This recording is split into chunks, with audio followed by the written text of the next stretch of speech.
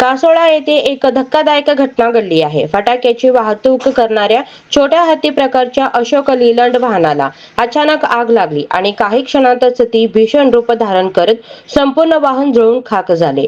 मिळालेल्या माहितीनुसार या वाहनातून मोठ्या प्रमाणात फटाक्याची वाहतूक सुरू होती. त्यामुळे आग लागल्यानंतर ती वेगाने पसरली आणि ज्वालांनी संपूर्ण वाहन वेढलं. घटनेच्या वेळी परिसरात मोठ्या प्रमाणात धूर व स्फोटासारखे आवाज झाल्याने नागरिकांमध्ये भीतीचे वातावरण निर्माण झाले. घटनेची माहिती मिळताच स्थानिक नागरिकांनी तात्काळ घटनास्थळी धाव घेत आग विझवण्याचा प्रयत्न केला. त्यानंतर अग्निशमन दलालाही पाचारण करण्यात आलं. अग्निशमन दलाने घटनास्थळी पोहोचून आगीवर नियंत्रण मिळवलं. मात्र तोपर्यंत वाहनाचं मोठं नुकसान झालं होतं. सुदैवाची बाब म्हणजे या घटनेत कोणतीही जीवितहानी झाली नाही. मात्र या आगीचं नेमकं कारण काय हे अद्याप स्पष्ट झालेले नाही आणि याबाबत पुढील तपास सुरू आहे.